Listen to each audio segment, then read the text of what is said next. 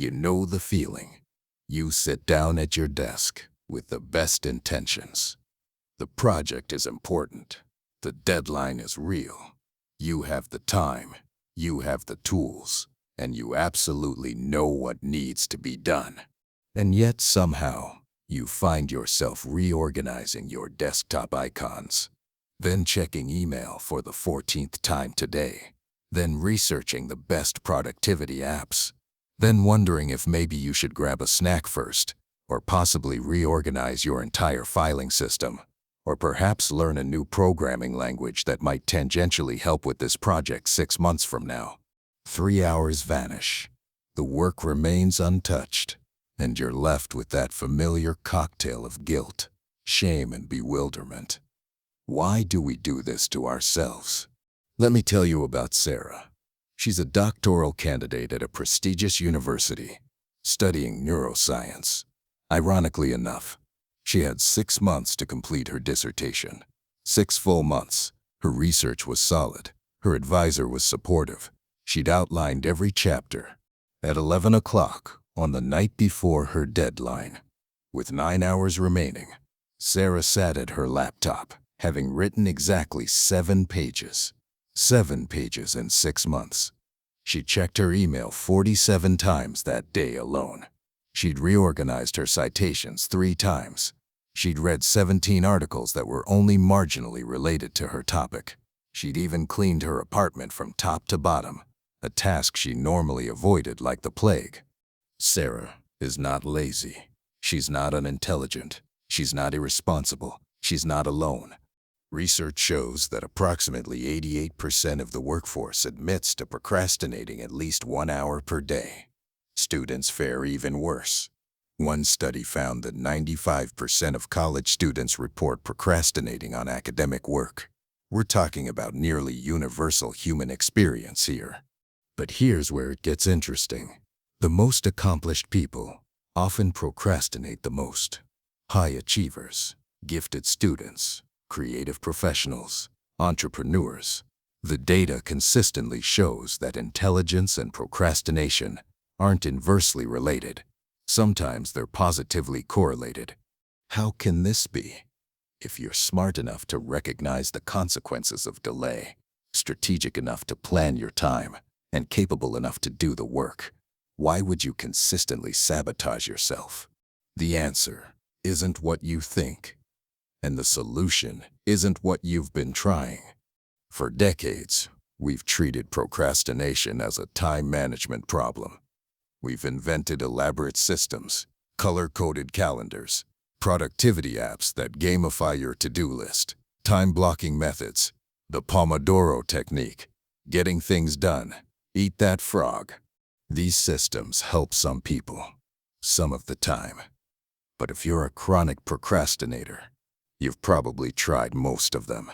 You've downloaded the apps, you've bought the planners, you've read the books, and you're still here. Still struggling, still wondering what's wrong with you. Nothing is wrong with you. You're just solving for the wrong problem. Procrastination is not a time management issue.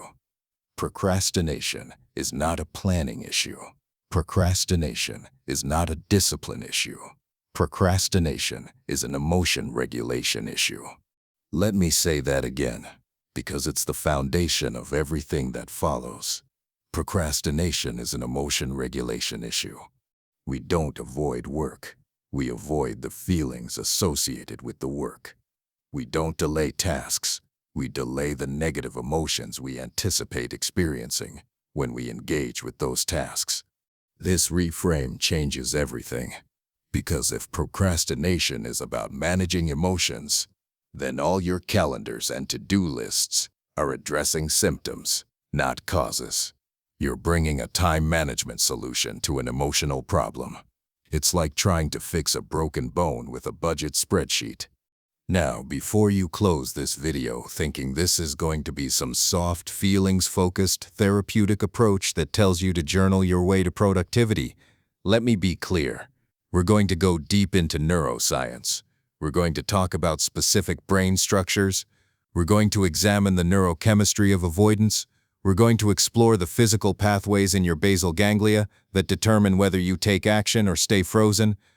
And most importantly, we're going to leverage neuroplasticity, the brain's ability to rewire itself based on experience, to physically change the neural architecture that currently defaults you toward avoidance, to build new pathways that make action easier and delay harder. This isn't about willpower.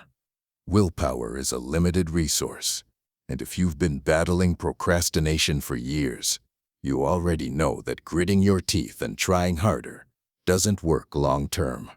This is about understanding the biological mechanisms behind why you delay, and then systematically changing those mechanisms, rewiring your brain at the structural level. By the end of this video, you'll understand exactly what's happening in your brain the moment you think about starting a task and feel that wave of resistance. You'll know why that resistance exists. You'll know which specific neural systems are in conflict, and you'll have concrete, evidence-based protocols for resolving that conflict and lowering the threshold for action. You'll learn about limbic friction, the invisible force that creates the feeling of I want to, but I can't. You'll understand the go and no-go pathways in your basal ganglia, the neural circuits that determine whether you initiate behavior or suppress it. You'll discover why the Zeigarnik Effect means that avoiding a task actually makes it harder to stop thinking about it, creating a mental burden that follows you everywhere. And you'll get practical interventions. The 5-second rule that interrupts your brain's default toward avoidance. The neuroplasticity protocols that practice daily will physically rewire your action initiation systems. The activation energy framework that explains why starting is always the hardest part and how to engineer lower starting thresholds. This is not motivational content. This is not rah-rah positivity. This is applied neuroscience. These are the same principles used to help people recover from strokes, overcome phobias, and build new skills. We're just applying them to the specific challenge of procrastination. So if you're tired of fighting yourself, if you're exhausted from the constant battle between what you know you should do and what you actually do, if you're ready to stop blaming yourself for a neurological pattern you didn't consciously choose, then stay with me. We're going to end procrastination, not by managing your time better, but by changing your brain. Let's begin with the question that matters most. If procrastination isn't about poor planning or lack of discipline, what emotion are we actually trying to regulate? What are we running from? To answer that, we need to understand what happens in your body and brain in the precise moment you think about starting that task you've been avoiding. Close your eyes for a moment and imagine your most procrastinated task. Maybe it's a creative project. Maybe it's an administrative nightmare. Maybe it's a difficult conversation. Whatever it is, bring it to mind right now. Notice what happens in your body. There's often a subtle tightening in your chest, maybe a slight churning in your stomach, perhaps a vague sense of dread, like a weight settling onto your shoulders. Your mind might suddenly feel foggy, less sharp, and almost immediately your attention wants to escape. You find yourself thinking about literally anything else. That's not random. That's your limbic system activating a threat response. And your executive brain, your prefrontal cortex, is desperately scanning for an exit. But threat from what? The document on your computer isn't going to attack you. The email you need to write can't physically harm you. The canvas you need to paint, the code you need to write, the proposal you need to draft. These things are not dangerous. So why does your ancient threat detection system treat them like predators? The answer lies in understanding the specific negative emotions that different tasks trigger. And these emotions are far more varied and nuanced than simple stress or anxiety. Let's catalog them. Fear of judgment is perhaps the most common. When the task involves putting your work into the world where others will see it and evaluate it, your brain anticipates criticism, rejection, or ridicule. This is especially true for creative work, public speaking, or anything visible. The essay you need to write isn't just words on a page. It's a potential source of embarrassment if it's not good enough. Fear of failure is closely related but distinct. This is about your own standards, not others' opinions. You procrastinate because you're afraid you won't be able to do the task well, that you'll discover your own inadequacy. Better not to try than to try and confirm your worst fears about yourself. But here's a twist that surprises people. Fear of success is equally paralyzing. Success means change. Success means new expectations. Success means you might have to sustain a level of performance you're not sure you can maintain. Success means your life might transform in ways you can't control. So you sabotage yourself before success becomes a problem. Anticipated boredom is another massive trigger, especially for tasks that are repetitive, administrative, or tedious. Your brain is essentially saying, this is going to be understimulating and unrewarding for an extended period. The prospect of that emotional flatline is aversive enough to trigger avoidance. Overwhelm is when the task feels too large, too complex, too multifaceted. You don't know where to start. There are too many steps, too many decisions, too many unknowns. Your brain looks at the mountain and says, I don't have the cognitive resources for this right now. And it might be right. Uncertainty and ambiguity create their own flavor of discomfort. When you don't have clear instructions, when the path forward isn't obvious, when you're operating in new territory, your brain registers this as danger. Uncertainty is metabolically expensive. Your brain has to hold multiple possibilities in working memory simultaneously and constantly make judgment calls. That's exhausting. Perfectionism creates a special kind of paralysis. The task isn't aversive because it's difficult. It's aversive because your standards are impossibly high. You know that whatever you produce won't meet your internal ideal, so starting feels like signing up for guaranteed disappointment. And then there's what we might call existential resistance. This happens with tasks that matter deeply to you. The novel you've always wanted to write, the business you've always wanted to start, the art you've always wanted to create. These tasks are terrifying precisely because they're important. They represent your potential, your dreams, your identity. What if you try and fail? What if you discover you're not who you thought you were? Now here's the critical insight from Dr. Tim Pichel's research at the University of Ottawa. Pichel has spent decades studying procrastination, and his work has fundamentally reframed how we understand this behavior. In study after study, Pichel has demonstrated that procrastination is a mood regulation strategy, not a time management strategy. When faced with a task that triggers negative emotions, people procrastinate to repair their mood in the short term. And it works. That's the problem. Procrastination provides immediate emotional relief. The moment you decide I'll do it later and switch to something easier or more pleasant, you feel better. The tension drops, the dread lifts. You get a small hit of relief, maybe even a tiny dopamine bump from checking social media or watching a video or organizing your desk. For approximately 10 minutes, procrastination feels like the right choice. Your mood improves. Mission accomplished. But then the interest comes due, and it compounds fast. Within an hour, you start feeling guilty. You know you should be working. The task hasn't gone away. It's still there, waiting. Maybe even more urgent now. The guilt adds a new layer of negative emotion on top of the original aversive feelings. By the end of the day, shame joins the party. You've had all this time. You've accomplished nothing meaningful. What's wrong with you? Why can't you just do this simple thing? The shame is often worse than the original emotional trigger. And as the deadline approaches, anxiety arrives. Now you're not just dealing with fear of judgment or anticipated boredom. You're dealing with real consequences. Missed opportunities, disappointed colleagues, failed commitments. The anxiety ratchets up your physiological stress response. This is what Pikel calls emotional compounding. You procrastinated to avoid one negative emotion, but in doing so, you've created 3 more. And those new emotions make the original task even more aversive, which makes you more likely to continue procrastinating, which generates more guilt, more shame, more anxiety.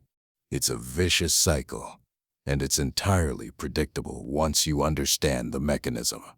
Now let's talk about the neurochemistry underlying this cycle, because emotions aren't just abstract experiences. They're the result of specific molecules interacting with specific receptors in specific brain regions. When you anticipate a task and experience that aversive emotion, your brain is releasing cortisol, the primary stress hormone. Cortisol prepares your body for threat. It increases heart rate, sharpens attention to danger, and critically, it biases you toward defensive behaviors. Fight, flight, or freeze. A blank Word document doesn't warrant fighting or fleeing, so you freeze. Or more accurately, you pivot to a less threatening task. You flee from the difficult work to the easy work. In the moment you choose procrastination, you get a small but real dopamine release. Dopamine is often called the reward chemical, but that's a mischaracterization. Dopamine is actually about reward prediction and motivation. When you switch from the aversive task to the easier, more immediately gratifying activity, your brain registers situation improved. Dopamine bumps up slightly. You feel relief. But here's where the neurochemistry gets cruel. That dopamine spike is tiny and brief. It's nowhere near enough to sustain motivation for the actual important work. In fact, if you repeatedly seek small dopamine hits from easy, immediately rewarding activities like social media, video games, or junk food, you actually reduce your baseline dopamine levels over time. Lower baseline dopamine means everything requires more effort to feel motivating. The threshold for action goes up. You need bigger and bigger dopamine hits just to feel normal.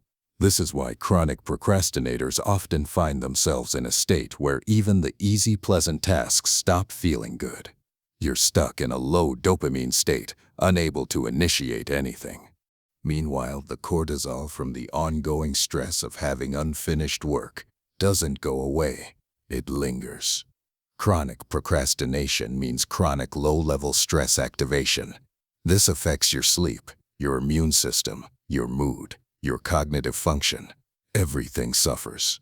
Now, different types of tasks trigger different emotional profiles, and this matters for designing interventions.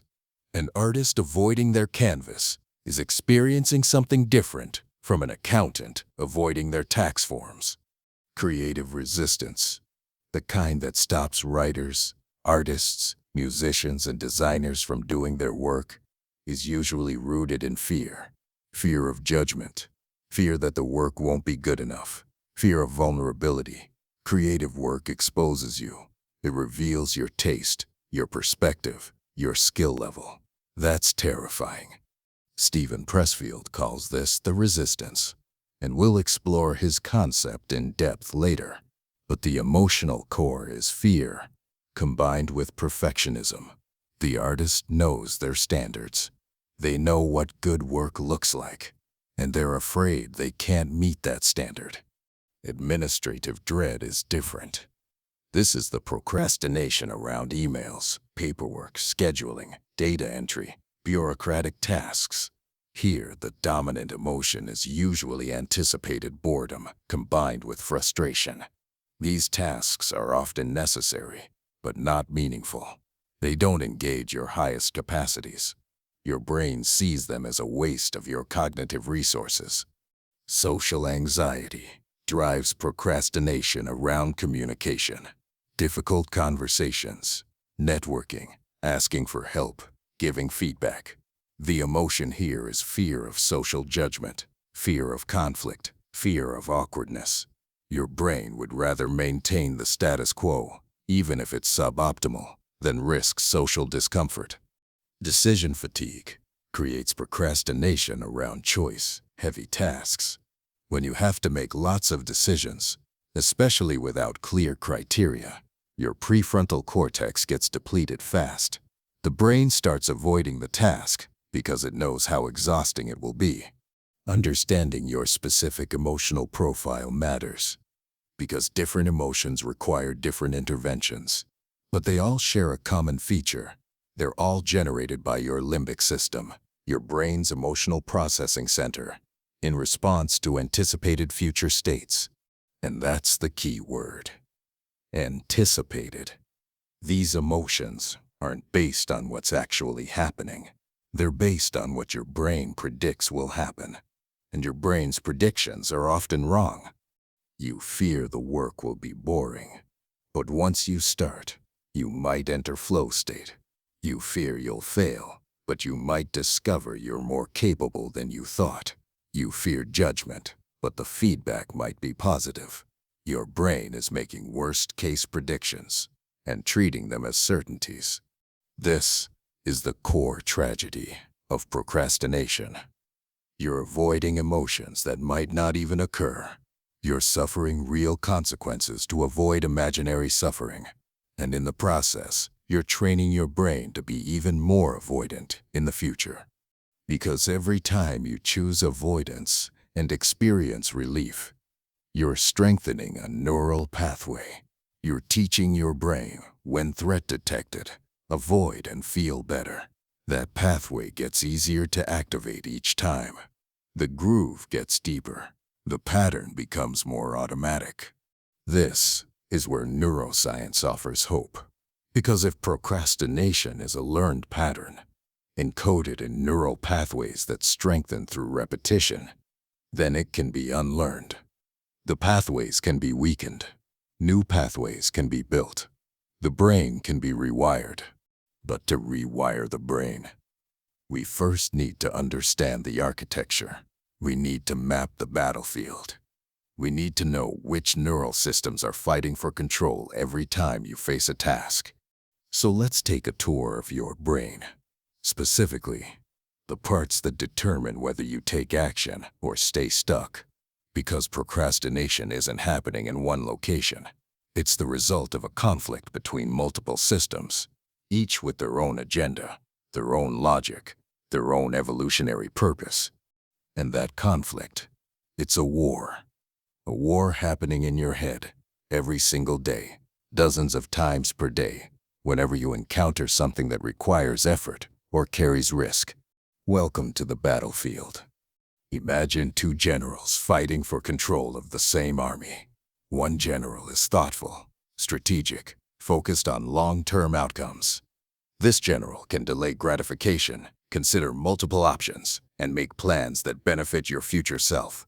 This general values growth, achievement, and purpose. The other general is impulsive, reactive, focused entirely on the present moment. This general can't see past the next few minutes. This general cares only about immediate safety, immediate comfort, immediate rewards. This general doesn't care about your goals. This general cares about survival right now. These two generals are real. They have names. They're brain structures you were born with, and they've been locked in conflict for your entire life. Meet your prefrontal cortex, the strategic general, the executive, the CEO of your brain. The prefrontal cortex, particularly the dorsolateral prefrontal cortex, is the most recently evolved part of the human brain. It's what separates us from most other animals. It's located right behind your forehead, and it's responsible for everything we consider higher-order thinking. This is where planning happens. When you set a goal like I'm going to write my dissertation, or I'm going to learn Spanish, or I'm going to start that business, that's your prefrontal cortex talking. It can simulate future scenarios. It can imagine different outcomes. It can weigh options against abstract criteria, like values and long-term objectives. The prefrontal cortex gives you impulse control. It's the system that says don't eat the entire pizza, or don't send that angry email, or don't quit your job in a moment of frustration. It can override immediate urges in service of delayed rewards. It handles working memory, holding multiple pieces of information in mind simultaneously so you can manipulate them mentally. When you're solving a complex problem or following multi-step instructions, that's your prefrontal cortex doing heavy lifting. And critically for our purposes, the prefrontal cortex is responsible for initiating voluntary, goal-directed behavior. When you consciously decide to start a task, when you say, okay, now I'm going to work on this, you're activating prefrontal circuits. But here's the problem. The prefrontal cortex is slow. It's metabolically expensive. It burns glucose like crazy. It requires focused attention, which is a limited resource, and it's easily overwhelmed by emotion, stress, or fatigue. Think of it as a powerful but fuel-hungry muscle. When you're well-rested, well-fed, and not stressed, your prefrontal cortex can maintain control pretty effectively. But as the day wears on, as your glucose drops, as stress accumulates, as you make decision after decision, your prefrontal cortex starts to weaken. Researchers call this ego depletion. And when the prefrontal cortex weakens, the other general takes over. Meet your limbic system, the reactive general, the guardian, the ancient defense system that's kept your ancestors alive for millions of years. The limbic system is a collection of structures deep in your brain, including the amygdala, the hippocampus, and parts of the hypothalamus. These structures evolved hundreds of millions of years ago, long before we had language or abstract thought, or the ability to plan for next year. The amygdala is your threat detector. It's constantly scanning your environment, internal and external, for anything that might be dangerous. And it defines danger broadly. Physical threats, yes, but also social threats, uncertainty, novelty, loss, embarrassment, failure, anything that could potentially harm you in any way. When the amygdala detects a threat, it triggers an immediate physiological response. Heart rate increases, breathing gets shallow, muscles tense, stress hormones flood your system, and your behavior shifts. You go into defense mode, fight, flight, or freeze. The hippocampus works alongside the amygdala, providing emotional context and memory. It helps the amygdala decide if something is threatening by comparing current situations to past experiences. If you've been hurt or embarrassed doing something before, your hippocampus remembers, and it helps your amygdala flag similar situations as dangerous. The limbic system is fast. It operates below conscious awareness. It can trigger a full stress response in milliseconds, long before your prefrontal cortex even knows what's happening. This speed was critical for survival. If a predator appears, you don't have time to consciously deliberate. You need to react instantly. The limbic system is also energetically cheap. Unlike the prefrontal cortex, it doesn't require much glucose. It's efficient, it's always on, and it's loud. When your limbic system sounds the alarm, it's incredibly difficult for your prefrontal cortex to override it. The emotional signal is so strong, so immediate, so visceral, that your careful plans and rational intentions feel distant and abstract by comparison. This is why you can know logically that you need to start your project. You can genuinely want to do the work. You can have plenty of time, and still feel completely unable to begin. Your prefrontal cortex is saying, let's go. But your limbic system is screaming, danger, avoid, escape. And in a direct contest between the two, the limbic system usually wins. Because from an evolutionary perspective, it's better to be too cautious than not cautious enough. Better to avoid 100 harmless situations than to fail to avoid one genuinely dangerous situation. Now, there's a third player in this conflict, one that often gets overlooked, but is absolutely critical for understanding procrastination. Meet your basal ganglia, the habit keeper, the silent architect of automatic behavior. The basal ganglia are a cluster of structures deep in your brain, even deeper than the limbic system. They include the striatum, the globus pallidus, and the substantia nigra. These structures are ancient, found in all vertebrates, and they serve one primary function. They decide which actions to initiate and which actions to suppress. Every behavior you perform, from brushing your teeth to typing on a keyboard, to avoiding your important work, is mediated by the basal ganglia. They're the final common pathway for action selection. Here's how it works. Your brain is constantly generating possible actions, hundreds of them, every second. Move your hand, speak, stand up, check your phone, start writing, make coffee, look out the window.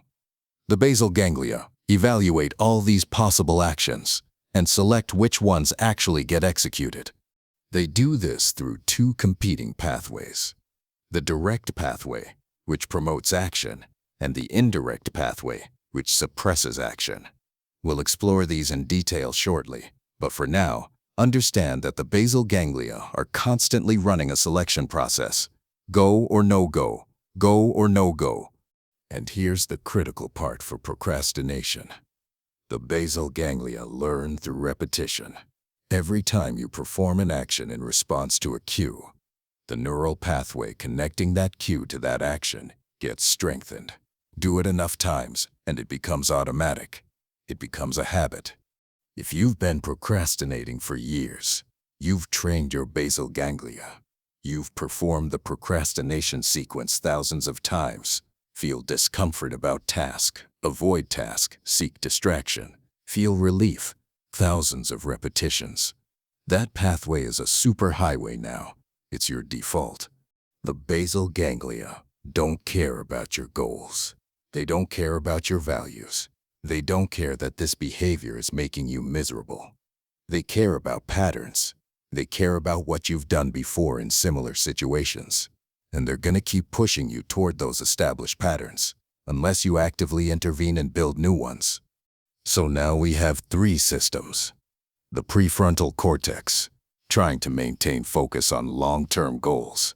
The limbic system, screaming about threats and generating negative emotions.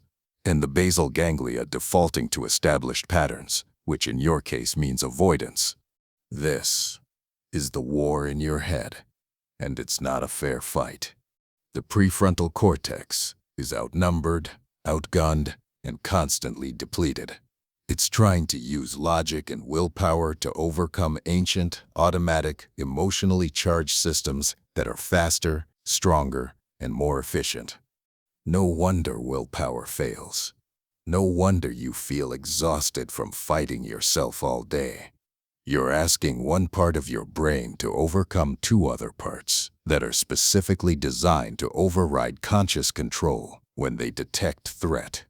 But here's where the energy economics become important, because understanding why you default to limbic control can help you design better interventions.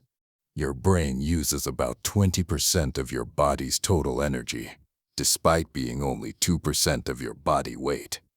It's the most expensive organ you have, and the prefrontal cortex is the most expensive part of your brain.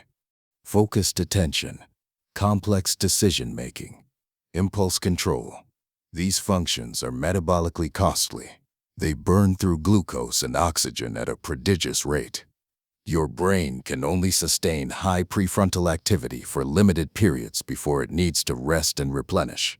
The limbic system and basal ganglia, in contrast, are cheap. They run on autopilot. They don't require glucose-intensive conscious processing. They're efficient. So when your brain is choosing how to allocate limited resources, it's biased toward letting the cheap systems handle as much as possible. This is why you can drive home on autopilot without consciously thinking about each turn. Your basal ganglia are running the show, freeing up your prefrontal cortex for other things. This efficiency is wonderful when the automatic patterns are beneficial. But when the automatic pattern is procrastination, efficiency becomes your enemy. Your brain is efficiently avoiding work without you having to think about it. And there's another wrinkle. Research on ego depletion shows that the prefrontal cortex fatigues with use. Every decision you make, every temptation you resist, every distraction you ignore, every emotion you regulate, all of this depletes your prefrontal resources. By the end of a long day, your prefrontal cortex is running on fumes. You've made dozens of decisions. You've resisted dozens of impulses. You've navigated dozens of small stressors. And now, when you finally sit down to do that important work that requires sustained prefrontal effort, you have nothing left in the tank. This is why you procrastinate more in the evening than in the morning. This is why Sunday night you can't start the project you told yourself you'd work on all weekend. This is why the task that seemed doable at 9 a.m. feels impossible at 9 p.m. It's not that you suddenly became lazy. It's that your prefrontal cortex is depleted, and your limbic system and basal ganglia are running the show. Now here's the final piece that makes procrastination especially insidious. Your modern challenges, deadlines, creative work, difficult conversations, complex projects. These aren't the challenges your brain evolved to handle. Your limbic system evolved to detect and respond to immediate physical threats. Predators, hostile tribe members, poisonous plants, environmental dangers. These are concrete, visible, physical threats that warrant an immediate defensive response. A blank document is not a predator. A difficult email is not a hostile tribe member. An overdue project is not a poisonous plant. But your limbic system doesn't know that. It can't distinguish between physical danger and psychological discomfort. It registers fear of judgment as equivalent to fear of physical harm. It treats anticipated boredom as a threat to your well-being. This is the mismatch problem. Your hardware was designed for one environment, but you're operating in a completely different environment. And the result is constant false alarms. Every time you think about starting a difficult task and feel that wave of discomfort, your limbic system is triggering a threat response to something that isn't actually dangerous.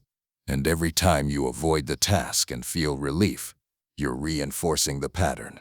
This thing is dangerous. Avoidance keeps you safe. You're training your brain to be afraid of work, to be afraid of effort, to be afraid of the very activities that would make your life better. This is the architecture of procrastination, a tired, depleted prefrontal cortex trying to maintain focus on long-term goals, a hair-trigger limbic system generating threat responses to harmless stimuli, and a basal ganglia that's learned through thousands of repetitions that avoidance is the default response to discomfort.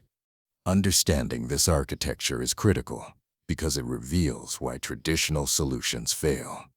If you're bringing a time management solution to a neurobiological conflict, you're not actually addressing the problem. You're optimizing the wrong variable. But it also reveals the path forward. Because if procrastination is the result of specific neural dynamics, then changing those dynamics changes the behavior. And that's exactly what we're going to do. But first, we need to zoom in on one specific phenomenon that's causing more suffering than almost anything else in the procrastination experience. It's what happens when these neural systems are locked in gridlock, when you simultaneously want to do something and feel incapable of doing it. Neuroscientist Andrew Huberman has a name for this state. He calls it limbic friction. And once you understand it, you'll recognize it every single day.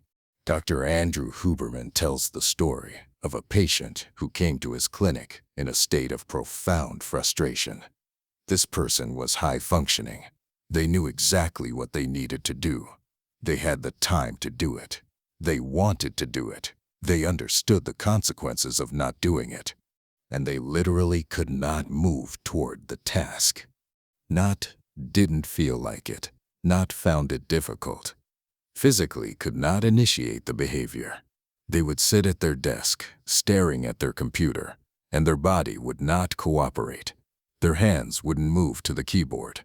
Their mind wouldn't engage with the material. They were stuck. This isn't laziness. This isn't lack of willpower. This is limbic friction. Limbic friction is the neurological state that occurs when your limbic system activation is high and your prefrontal cortex engagement is low. When the emotional center of your brain is generating strong signals, anxiety, dread, overwhelm, and your executive center can't override those signals or generate enough motivation to push through them. The subjective experience is paralysis. It's the I want to but I can't feeling that defines procrastination. You have the intention. You lack the activation. Let's break down the mechanics. When you think about a task, your prefrontal cortex generates intention. I'm going to write this report now.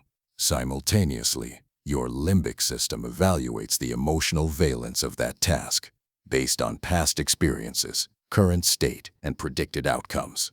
If the limbic evaluation is negative, if the task is associated with discomfort, threat, or lack of reward, the limbic system generates arousal. But this isn't the good kind of arousal that energizes you. This is defensive arousal, anxiety, dread, a vague sense of wrongness, the feeling that you need to get away. Under normal circumstances, your prefrontal cortex would modulate this limbic response. It would provide context. Yes, this feels uncomfortable, but it's not actually dangerous. Yes, this might be boring, but it's only for an hour. Yes, you might fail, but that's okay. Failure is part of learning. And fifth, repeated avoidance increases future friction. Every time you experience limbic friction and choose avoidance, you're training your brain that this task is dangerous. You're strengthening the association between task and threat. The limbic signal gets stronger. The pathway gets more entrenched. The friction gets higher. This creates a vicious cycle. High friction leads to avoidance. Avoidance leads to higher friction. Higher friction leads to more avoidance, and so on. This is why people who have been chronic procrastinators for years often report that their procrastination has gotten worse over time, not better. They're not becoming lazier. They're experiencing the compounding effects of repeated avoidance. They've trained their limbic system to be hypersensitive to work-related cues. You can't do all of these simultaneously. You need a selection mechanism, something that chooses which action to execute and which to inhibit. That's the job of the go-no-go circuitry in your basal ganglia. The anatomy is fascinating. Within the striatum, the input structure of the basal ganglia, there are two populations of neurons. One population connects to the direct pathway. These neurons, when activated, facilitate action. They remove inhibition from your motor cortex, allowing behavior to occur. The other population connects to the indirect pathway. These neurons, when activated, suppress action. They increase inhibition on your motor cortex, preventing behavior. Both pathways are always active to some degree. Action happens when the direct pathway activation exceeds the indirect pathway activation. Inaction happens when the indirect pathway wins. And the referee that modulates both pathways, dopamine. Dopamine is often mischaracterized as the pleasure chemical or the reward chemical. That's oversimplified. Dopamine is better understood as the motivation and action selection chemical. It doesn't make you feel good. It makes you want things. And critically, it modulates the balance between go and no-go. Here's how it works. Dopamine neurons project from the ventral tegmental area and substantia nigra into the striatum, where they release dopamine onto both direct and indirect pathway neurons. But here's the twist. They have opposite effects. Direct pathway neurons have D1 dopamine receptors, When dopamine binds to D1 receptors, it facilitates GOIC. It makes action more likely. It lowers the threshold for behavior initiation. Indirect pathway neurons have D2 dopamine receptors. When dopamine binds to D2 receptors, it inhibits no-go. It makes suppression less likely. It allows action to proceed. So dopamine, through two different receptor types, simultaneously promotes action and reduces inhibition. It's a go signal. This is why dopamine is so critical for motivation. When your baseline dopamine is low, both effects are weak. The go pathway isn't strongly facilitated. The no-go pathway isn't strongly inhibited. You end up in a default state of inaction. And here's where chronic procrastination creates a neurochemical trap. Dopamine is released in response to reward and the prediction of reward. When you do something that feels good, dopamine spikes. When you anticipate something good, dopamine spikes. But when you chronically avoid the things that are important but difficult, and instead seek easy, immediately gratifying activities, social media, video games, junk food, pornography, you're creating an artificial dopamine landscape. These activities cause large, rapid dopamine spikes, much larger than the dopamine release from completing difficult work. Your brain adapts to these large spikes by down-regulating dopamine receptors. You develop a tolerance. Now you need bigger and bigger spikes to feel anything. And when you try to engage with your important work, which provides only small, delayed dopamine rewards, your down-regulated system doesn't respond. The work doesn't feel motivating. It doesn't activate your go pathway. You're stuck in no-go by default. This is the chronic no-go state that characterizes severe procrastination. Your action initiation system is impaired at the neurochemical level. But it's not just about dopamine. It's also about learning. Because the go-no-go pathways are plastic. They change based on experience. And they change through a fundamental principle of neuroscience called Hebbian learning. Hebb's law states, neurons that fire together, wire together. When two neurons are repeatedly active at the same time, the connection between them strengthens. When they're rarely active together, the connection weakens. Apply this to the go-no-go system. Every time you think about a task and then take action, you're activating your go pathway. The connection between the task representation and the go neurons gets stronger. Over time, that task becomes easier to initiate. You've built a neural highway from thought to action. Every time you think about a task and then choose avoidance, you're activating your no-go pathway. The connection between the task representation and the no-go neurons gets stronger. Over time, that task becomes harder to initiate. You've built a neural highway from thought to inaction. If you've been procrastinating for years, you've run that second pattern thousands of times. The no-go pathway is a superhighway. The go pathway is an overgrown dirt road. Your basal ganglia default to inhibition because that's the pattern you've trained. This is the procrastination groove. And it's real. It's not a metaphor. It's measurable changes in synaptic strength, in receptor density, in white matter structure. The good news is that you can carve a new groove. The go pathway can be strengthened. The no-go pathway can be weakened. But it requires deliberately choosing go even when it's difficult, and doing so consistently enough that the new pattern becomes automatic. There's another critical insight here. The go-no-go system isn't binary, it's variable. The strength of the go signal depends on many factors. The reward value of the action, the effort required, the perceived probability of success, your current dopamine state, your emotional state, your energy level. This is why you can go easily for some tasks but not others. Checking social media, high reward, low effort, immediate gratification, familiar pattern, strong go signal. Writing your dissertation, low immediate reward, high effort, uncertain outcome, novel pattern, weak go signal. The go-no-go balance is constantly being recalculated based on all these inputs, and your brain is biased toward no-go by default. This makes sense evolutionarily. Action costs energy. Action carries risk. The conservative strategy is to minimize unnecessary action and only go when the expected value is clearly positive. But this conservative strategy is maladaptive in the modern world, because the most important actions, building skills, creating work, having difficult conversations, pursuing long-term goals, these actions have uncertain outcomes and delayed rewards. Your go-no-go system doesn't naturally favor them. So you have to consciously override the default. You have to force go when your basal ganglia want no-go. And every time you successfully do this, you're weakening the old pattern and strengthening a new one. But here's where it gets really difficult.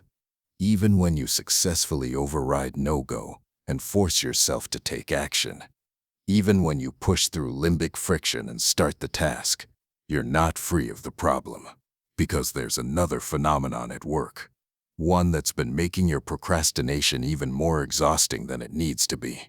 Your brain has a built-in mechanism that keeps unfinished tasks alive in your consciousness. It prevents you from forgetting what you need to do. It maintains a background process for every open project. This mechanism is incredibly useful when functioning properly. But when you're a chronic procrastinator, when you have 15 half-started projects and 40 overdue tasks, this mechanism becomes a source of constant cognitive drain and ambient anxiety. Psychologists call it the Zeigarnik Effect, and it's the reason procrastination feels so heavy. In 1927, a Russian psychologist named Bluma Zeigarnik was dining at a busy restaurant in Vienna. She noticed something curious about the waiters. They could remember complex, multi-item orders perfectly as long as the order was in progress. They knew which table ordered what, who needed what modification, who was waiting for which dish. But the moment an order was paid and completed, they forgot it entirely. It was like the information vanished from their minds. Zeigarnik became fascinated by this phenomenon. She designed a series of experiments where participants were given various tasks, puzzles, crafts, simple problems. For half the tasks, participants were allowed to complete them. For the other half, they were interrupted before completion. Then came the recall test. Participants were asked to remember which tasks they had worked on. The results were striking. People remembered approximately 90% of the interrupted, incomplete tasks. They remembered only about 40% of the completed tasks. Incomplete tasks were twice as memorable as completed tasks. Why? Because your brain maintains an active representation of unfinished business. It keeps the task alive in working memory, or at least readily accessible from long-term memory. This makes sense from a functional perspective. You need to remember what you were doing so you can return to it and finish it. The problem is, working memory is limited. The classic finding, established by cognitive psychologist George Miller, is that working memory can hold 7 plus or minus 2 items. Most people can juggle 5 to 9 pieces of information simultaneously. Beyond that, you start losing things or experiencing cognitive overload. But here's the critical nuance. When we talk about working memory capacity, we're often talking about active, conscious holding of information. You can consciously think about 7 things at once, but your brain also maintains a kind of background process for items that aren't currently in focus but haven't been completed or resolved.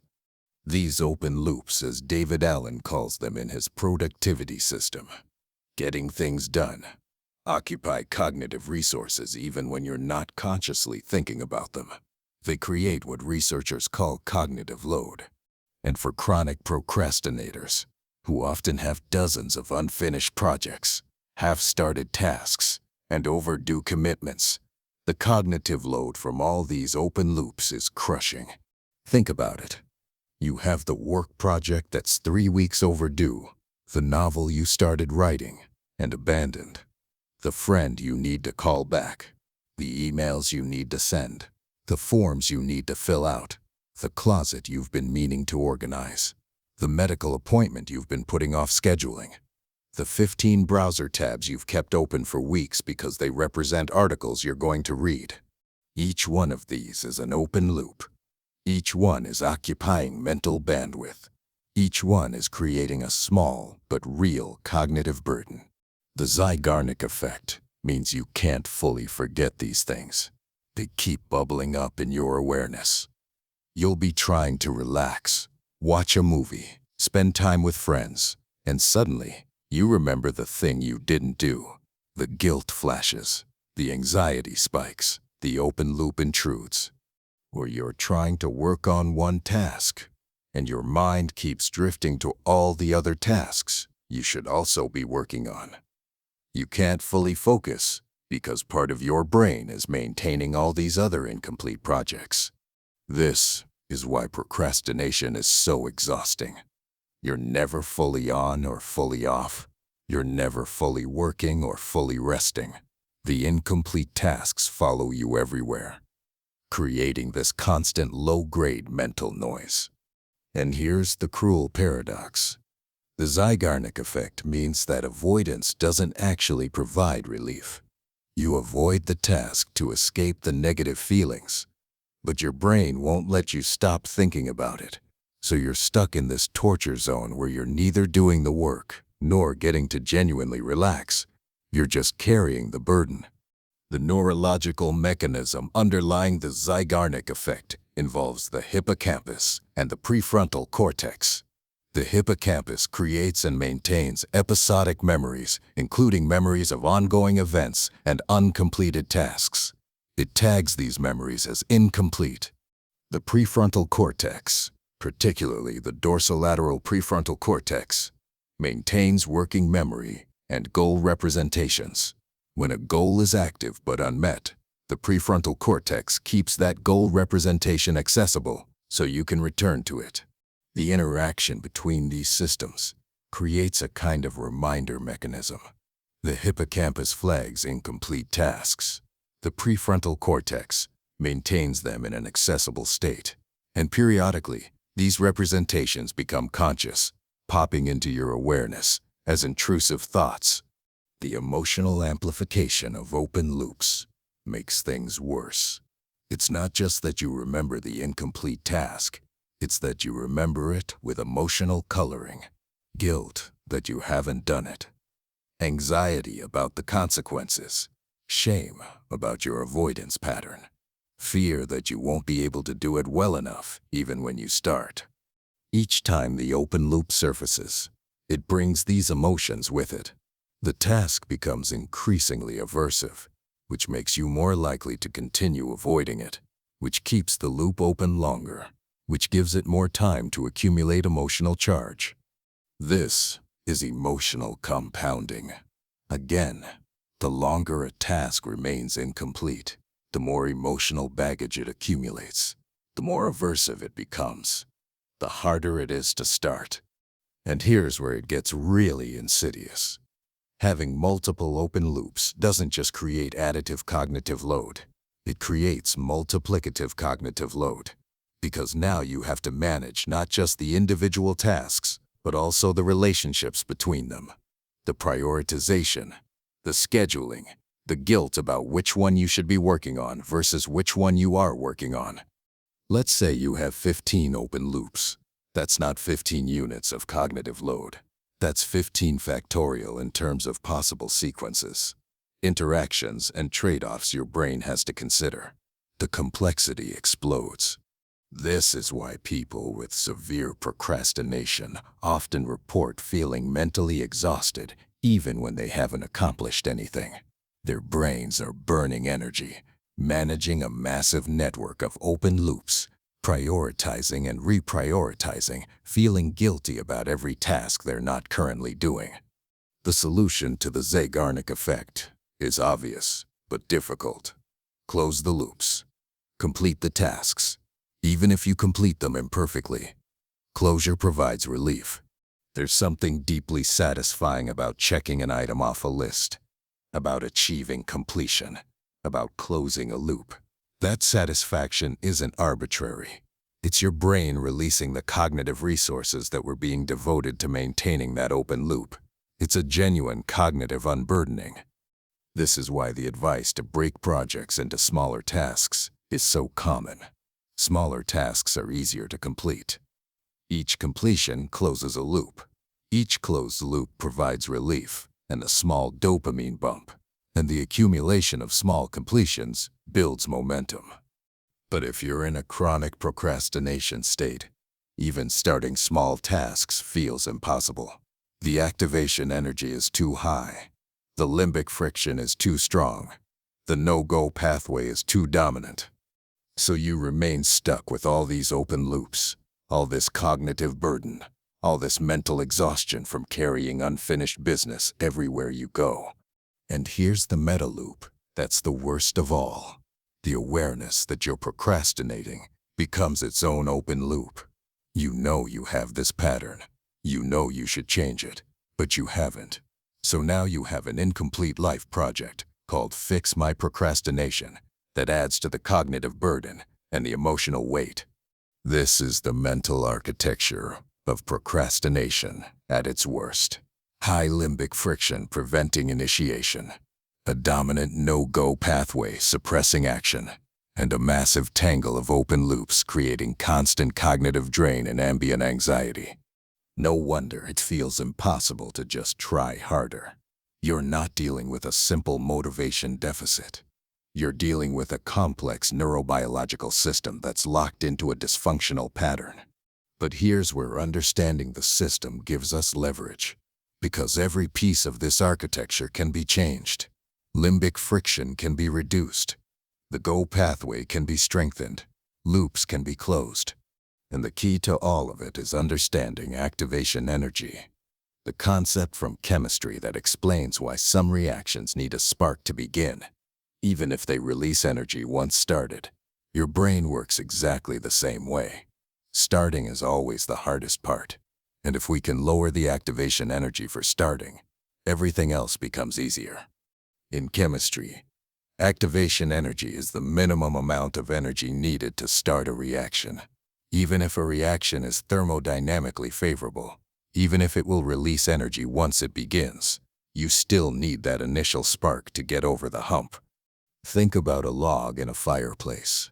Wood plus oxygen produces carbon dioxide, water, and a lot of heat. This reaction is exothermic. It releases more energy than it consumes, but the log won't spontaneously burst into flames. You need to light it first. You need to provide activation energy with a match, or kindling. Once the reaction starts, it's self-sustaining. The heat from the burning wood provides enough energy to keep the reaction going. But getting started requires that initial push.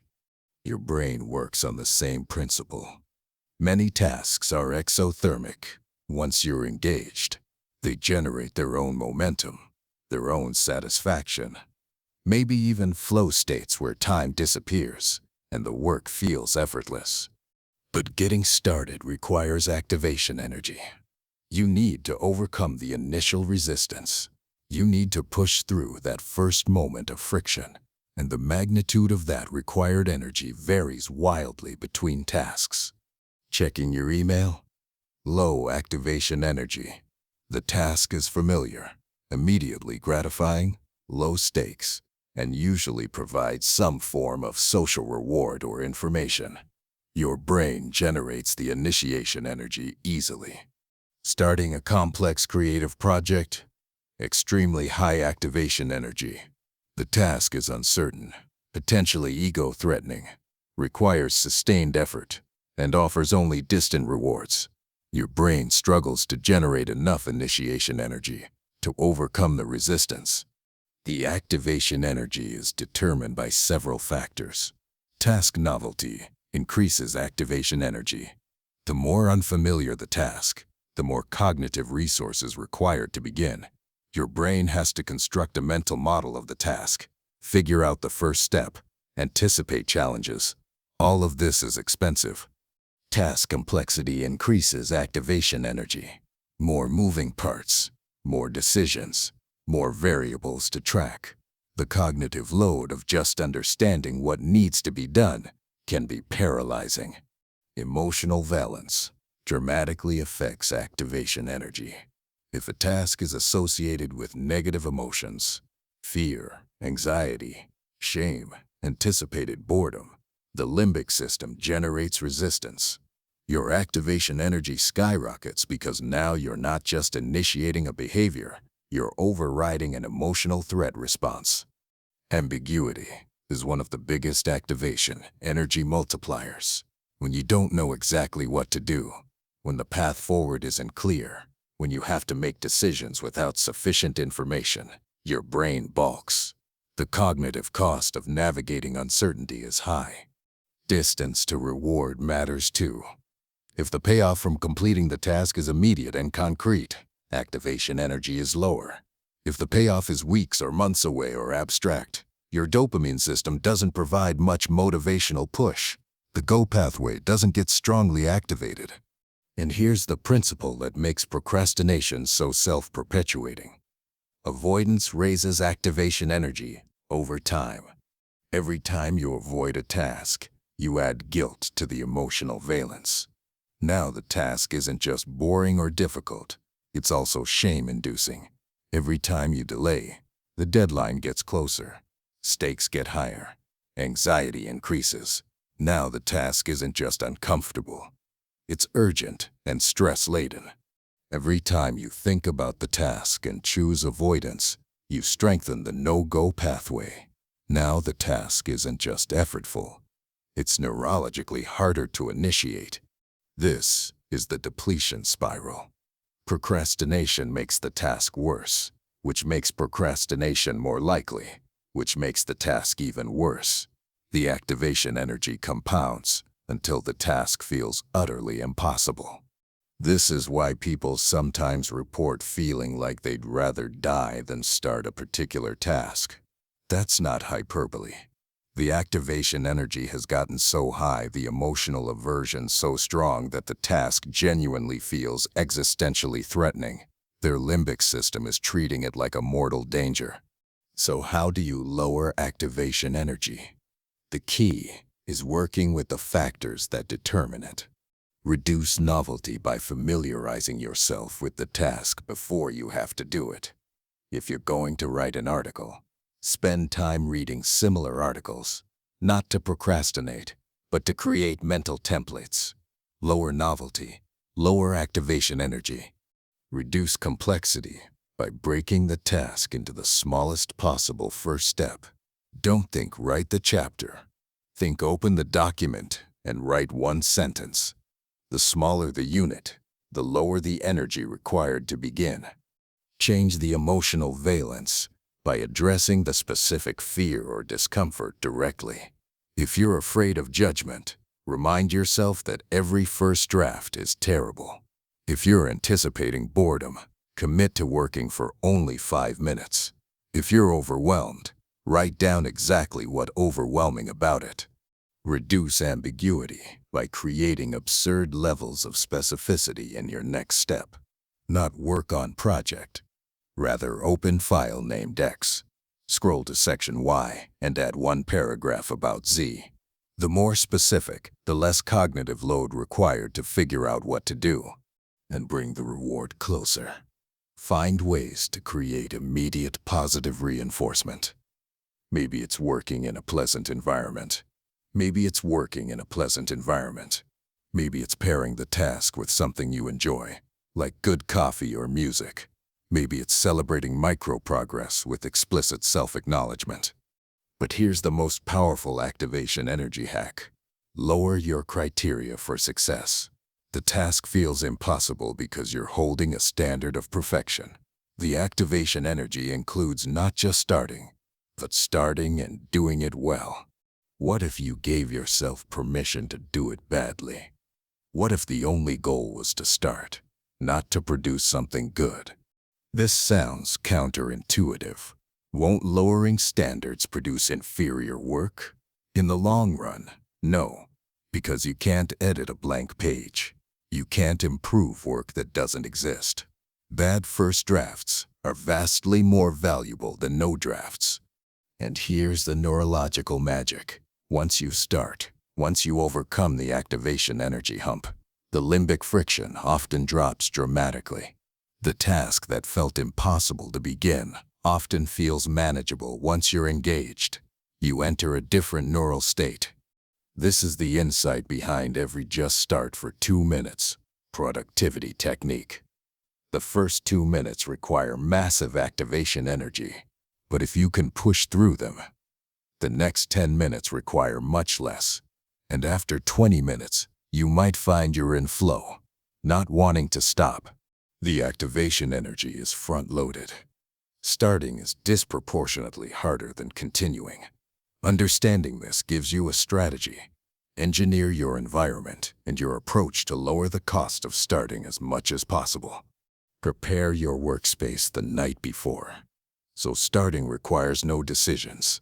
Open the document and leave it open, so starting is just clicking a window. Write down the specific first action, so starting requires no planning. Every reduction in activation energy increases the probability that you'll initiate, and every successful initiation strengthens your GOM pathway, making future initiations slightly easier. This is the path out of chronic procrastination, not through willpower or discipline or trying harder, but through systematically lowering the energy required to start and then leveraging neuroplasticity to make the new pattern automatic.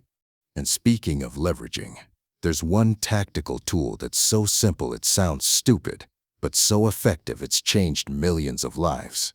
It was discovered accidentally by a woman who was unemployed, depressed, and couldn't even get out of bed. Her name is Mel Robbins, and her accidental discovery might be the most practical procrastination intervention ever found. Mel Robbins was at rock bottom. She'd lost her job. Her marriage was struggling. She was drowning in debt. And every morning, she'd lie in bed, alarm screaming, knowing she needed to get up, knowing she had responsibilities, and she couldn't move. It wasn't that getting out of bed was objectively difficult. It was that the limbic friction between her intention to get up and her ability to actually move her body was insurmountable. The gap between thought and action had become a chasm. One night, watching television, she saw a rocket launch. The commentator was counting down. 5, 4, 3, 2, 1, launch. Something clicked. The next morning, when her alarm went off, she counted in her head. 5, 4, 3, 2, 1. And she forced herself to move before her brain could stop her. It worked. Not easily, not comfortably, but it worked. She was up. She started using the countdown for everything. 5, 4, 3, 2, 1, and move. Start the task, make the call, send the email, walk out the door. She called it the 5-second rule. And when she eventually shared it publicly, it went viral. Millions of people reported that this ridiculously simple technique helped them overcome procrastination in ways that elaborate productivity systems never had. Why does it work? Let's break down the neuroscience. First, there's the timing. 5 seconds is not arbitrary. It's approximately the window of time between impulse and action. When you have an intention, I should get up, I should start working, you have a brief moment where action is possible before your brain's default circuitry takes over. If you don't act within that window, your no-go pathway activates. Your limbic system generates all the reasons why you should wait. Your prefrontal cortex starts negotiating. Maybe later. After I check this one thing, once I feel more ready, the window closes. The resistance wins. But if you act within 5 seconds, you interrupt that process. You don't give your no-go pathway time to build momentum. You move your body before your brain can talk you out of it. Second, counting backward engages your prefrontal cortex in a specific way. When you count backward, you're activating working memory and executive function. This momentarily strengthens prefrontal engagement, giving you a brief advantage over your limbic system. Counting forward doesn't have the same effect. Forward counting is automatic, practiced since childhood. It doesn't require much cognitive effort, but counting backward requires just enough prefrontal activation to shift the balance of power. Third, the counting acts as a pattern interrupt. When you're stuck in rumination, in the mental loop of, I should do this, but I don't want to, but I should, but I don't feel like it, you're in a specific brain state. The counting disrupts that state. It's a form of attentional redirection that breaks the cycle. Fourth, there's an element of urgency. The countdown format implicitly signals that something is about to happen. NASA doesn't count to launch. They count down. The decreasing numbers create a sense of imminent action. This psychological framing activates your readiness state. And fifth, the physical movement itself changes your neural state. When you move your body, when you get out of bed, or stand up from your desk, or physically start the task, you're activating motor circuits that can override the rumination circuits. Movement generates a different pattern of neural activity than thinking about movement. So the 5-second rule is actually a sophisticated neurological intervention disguised as a simple life hack. It's targeting multiple systems simultaneously: timing, prefrontal engagement, pattern interruption, urgency framing, and motor activation. But it's not magic. It doesn't work for every situation. Let's talk about its limitations and optimal use cases. The 5-second rule works best for tasks with high limbic friction but low complexity. Getting out of bed, starting a workout, making a phone call, sending an email, beginning a work session. These are actions where the primary barrier is initiation, not sustained effort or complex problem solving. It works less well for tasks that require extensive planning, multiple decisions, or specialized skills. You can't 5-second rule your way through writing a dissertation chapter from scratch. You can use it to overcome the friction of opening the document and writing the first sentence, but then you need other tools to sustain the work. The rule is most effective when you use it in combination with proper preparation. If you've already done the work of lowering activation energy, if you've broken the task into specific next steps, if you've set up your environment, if you've reduced ambiguity, then the 5-second rule is the final push over the threshold. It's also more effective in certain states than others. If you're well rested, fed, and not in an acute stress state, the 5 seconds of prefrontal activation is usually enough to overcome limbic resistance. If you're exhausted, depleted, or in crisis, your prefrontal cortex might not have enough resources to execute even with the countdown support. And critically, the rule needs to become habitual to maintain effectiveness. The first time you use it, there's novelty and excitement. You're trying something new. That itself provides a motivation boost. But after you've used it 100 times, the novelty wears off. If you haven't built an actual habit, if you're relying on the technique's cleverness rather than its practice, effectiveness will decline. The way to maintain effectiveness is to recognize that the 5-second rule isn't the solution. It's a tool that supports the actual solution, which is neuroplastic rewiring of your action initiation system. Every time you successfully use the 5-second rule to overcome no-go and initiate a task, you're strengthening your go pathway. You're training your basal ganglia that when the countdown ends, action happens. Over time, this becomes automatic. The countdown itself becomes a conditioned cue for action. You can enhance the 5-second rule by pairing it with other interventions. Use it after you've done breathwork to calm your limbic system. Use it after you've written down the specific first step to reduce ambiguity.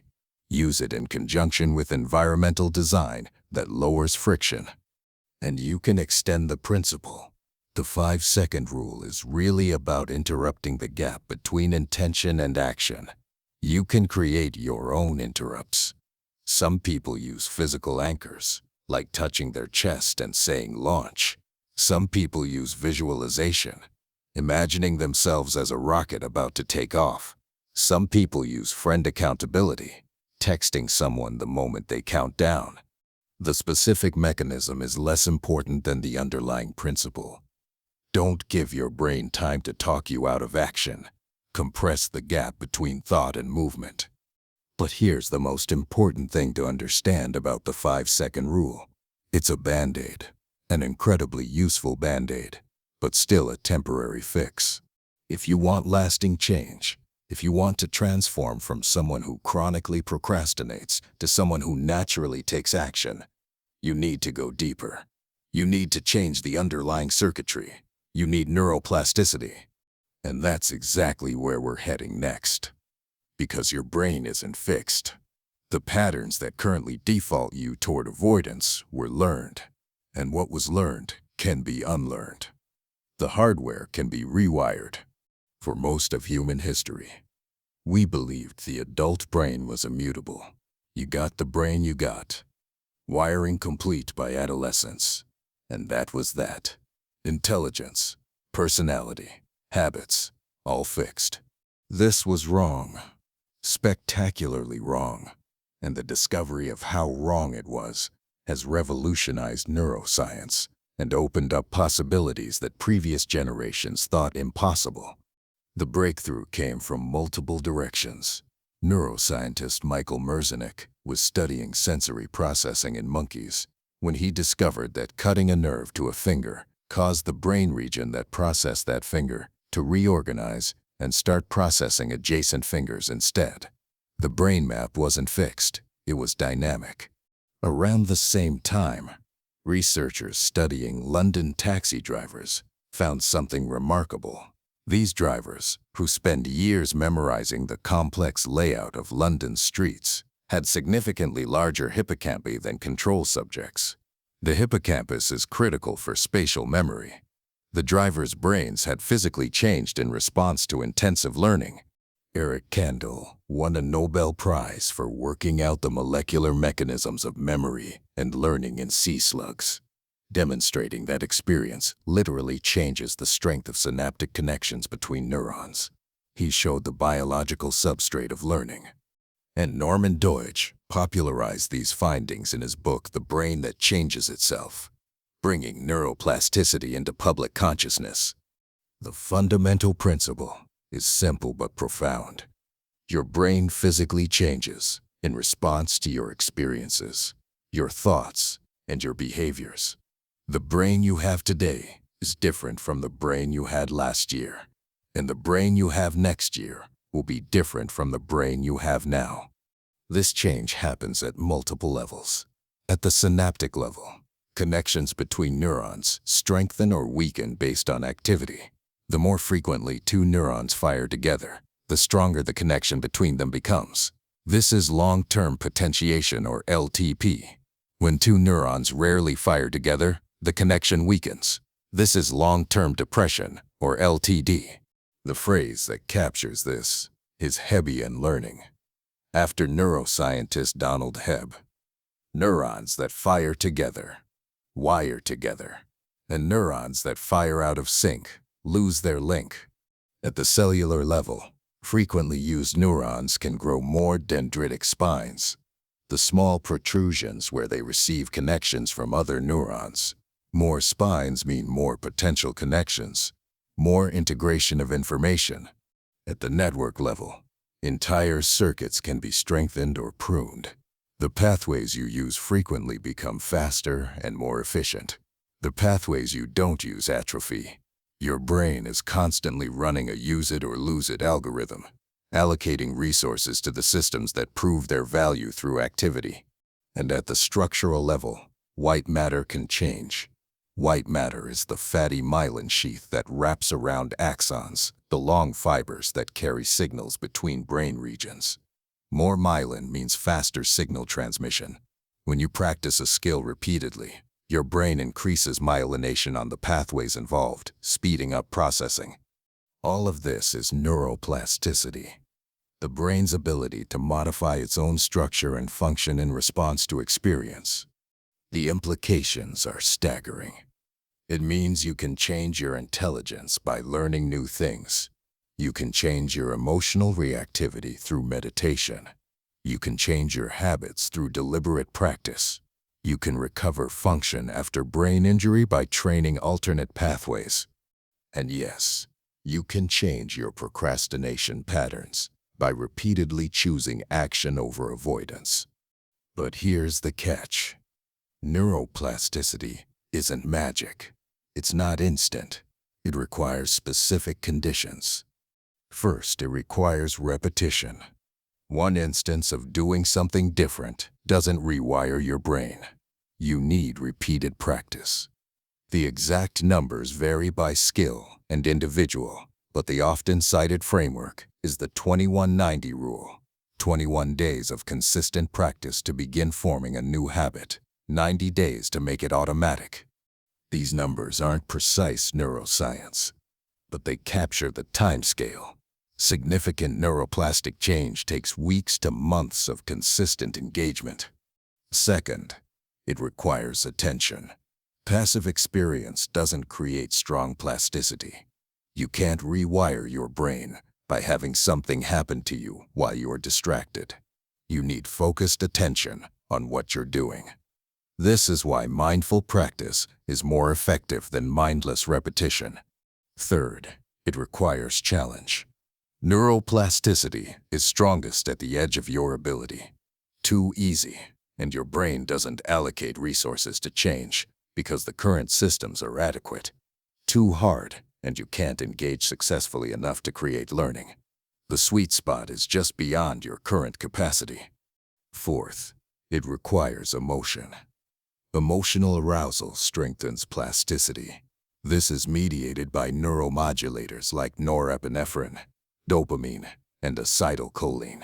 When something matters to you, when there's stakes, when you care about the outcome, your brain tags that experience as important and prioritizes plastic change. And fifth, it requires rest. Neuroplastic consolidation happens during sleep and rest periods. The actual rewiring, the structural changes, occur not during practice but during recovery. This is why sleep is critical for learning. So applying this to procrastination, you have an old pattern. Think about task, feel discomfort, choose avoidance, feel relief. This pattern is deeply grooved. Strong connections, myelinated pathways, automatic activation. You want to build a new pattern. Think about task, acknowledge discomfort, choose action despite discomfort, feel satisfaction. This pattern currently doesn't exist, or exists only as a weak, rarely used pathway. To build the new pattern and weaken the old one, you need to repeatedly choose the new behavior. You need focused attention on the process. You need to challenge yourself by choosing progressively more difficult tasks. You need emotional engagement with your progress. And you need adequate sleep to consolidate the changes. This is not a weekend project. This is not a 30-day challenge. This is a months-long rewiring process. But here's what makes it achievable. The change is gradual and cumulative. You don't need to be perfect. You don't need to overcome procrastination in every instance. You just need to tip the balance slightly in favor of the new pattern. If you currently choose avoidance 90% of the time and action 10% of the time, shift it to 80-20, then 70-30, then 60-40. Each small shift strengthens the new pathway and weakens the old one. And the change is progressive. The first few weeks are the hardest. The new pattern requires massive prefrontal effort. Limbic friction is high. You're consciously forcing yourself every time. It's exhausting. But after a few weeks, it gets slightly easier. The new pathway starts to develop. The old pathway starts to weaken. The balance shifts just a bit. Still hard, but not as hard. After a few months, the new pattern approaches automaticity. You still have to choose it consciously sometimes, but increasingly, you find yourself taking action without the same degree of internal battle. The go pathway activates more readily. The no-go pathway doesn't dominate by default. This is the inverted U-curve of effort. Maximum effort at the beginning, decreasing effort as the pattern establishes, minimal effort once it's automatic. One important note on age and plasticity. It's true that the brain is more plastic in childhood. Young brains have higher baseline levels of plasticity, more growth factors, more dendritic branching. Kids learn faster and adapt more readily than adults. But adult brains are still highly plastic. The capacity doesn't disappear. It just requires more intentional engagement. An adult needs more focused practice, more repetition, more attention to achieve the same plastic change a child might achieve incidentally. This means you're not doomed by your age. If you're 40 or 50 or 60 and you've been procrastinating your whole life, you can still change. It will require deliberate effort, but it's absolutely possible. The neuroscience of procrastination points to specific leverage points for intervention. Your procrastination is not a character flaw. It's not evidence that you're broken. It's a learned pattern encoded in neural circuits, and those circuits can be modified. You have strong no-go pathways. Those can be weakened. You have weak go pathways. Those can be strengthened. You have high limbic friction. That can be reduced through training. But to actually execute the rewiring, you need protocols, specific, evidence-based daily practices that create the conditions for neuroplastic change, practices that systematically attack procrastination at the biological level. That's what we're building next. The rewiring protocols. The daily habits that implemented consistently will transform your brain from a procrastination machine to an action machine. You cannot think your way into a new brain. You have to practice your way into one. And these protocols are the practice. Let's talk about morning limbic reset, task deconstruction, dopamine management, accountability architecture, and the neuroscience of celebrating small wins. These are the tools that will change your default operating system. Protocol 1 is morning limbic reset. The goal is to start your day in a low limbic activation, high prefrontal engagement state, because the neural tone you set in the morning influences your entire day. When you wake up, your limbic system's reactivity is determined partly by your cortisol curve. Cortisol naturally rises in the early morning, preparing you for the day. But if you immediately engage with stressful stimuli, checking email, scrolling news, jumping into crisis mode, you spike your cortisol even higher and set an anxious, reactive tone. Instead, spend the first 30 minutes of your day deliberately reducing limbic activation. There are 3 proven approaches: cold exposure, breathwork, and exercise. Cold exposure means taking a cold shower or doing cold water immersion. The shock of cold water triggers a massive release of norepinephrine and dopamine. This sounds like it would increase arousal, and it does acutely. But the adaptation over time is profound. Regular cold exposure increases your baseline resilience to stress, improves your mood, and enhances your ability to tolerate discomfort. All of this reduces limbic friction for tasks later in the day. Start with 30 seconds of cold water at the end of your normal shower. Gradually increase duration and decrease temperature. The goal is not hypothermia. It's controlled stress exposure that builds adaptive capacity. Breathwork means using deliberate breathing patterns to modulate your autonomic nervous system. When your breathing is slow and deep, particularly when you emphasize longer exhales than inhales, you activate your parasympathetic nervous system.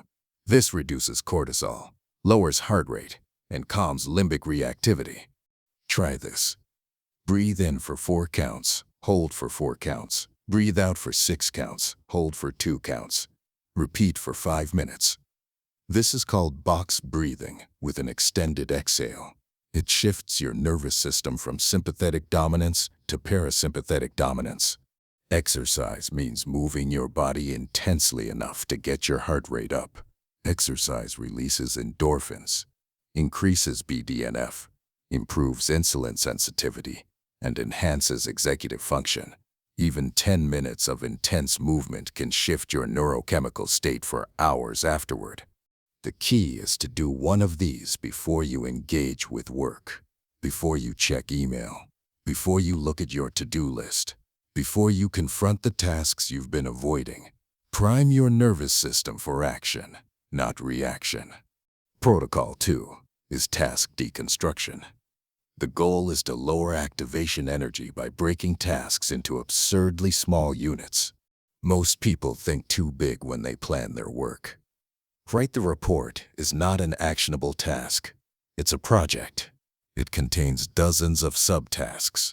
And your brain, looking at this vague, complex objective, sees massive activation energy requirements. So it defaults to no-go. Instead, identify the smallest possible first action. Not write the introduction. Rather, open the document and write the first sentence introducing the main problem. Not start the presentation. Rather, create a new slide deck and write the title. The smaller the unit, the lower the perceived effort, the lower the limbic friction, the easier it is to begin. And here's the neurological hack. Once you've started, once you've overcome the activation hump, continuing is much easier. You may think you'll just write one sentence and stop, but often, once you write one sentence, you'll write 3, then a paragraph. Then you're in flow. The key is giving yourself permission to stop after the microtask. No pressure to continue. This removes the overwhelm. Your limbic system isn't threatened by write one sentence. It is threatened by finish the entire section. But make the microtask specific, not work on project. That's still ambiguous. Instead, open file called Project Draft Version 3. Scroll to the conclusion section and add 1 paragraph summarizing the main findings. The specificity eliminates decision-making at the moment of action. You don't have to figure out what to do. You just execute the predetermined step. Protocol 3 is deliberate dopamine management. The goal is to restore healthy baseline dopamine levels and increase sensitivity to dopamine signals.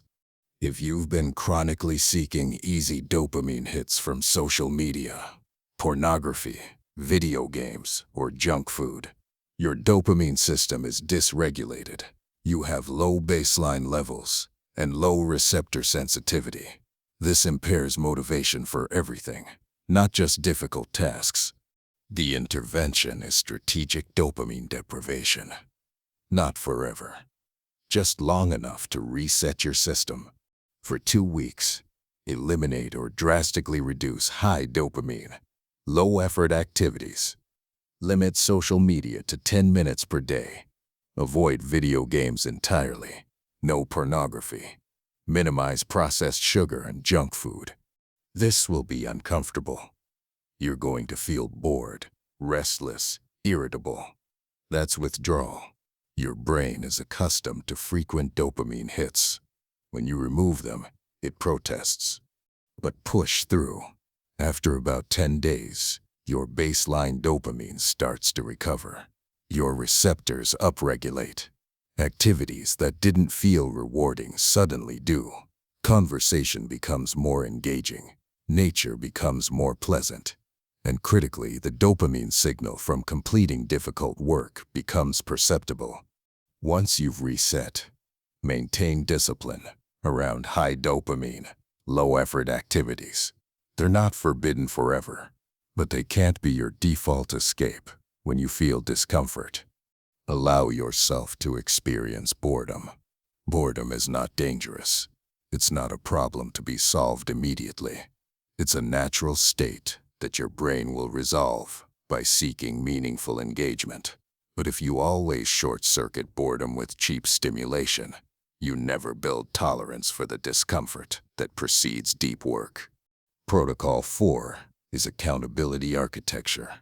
The goal is to create external structures that make action more likely and avoidance more costly. Your internal motivation is variable. Some days you'll feel motivated. Many days you won't. You cannot rely on motivation.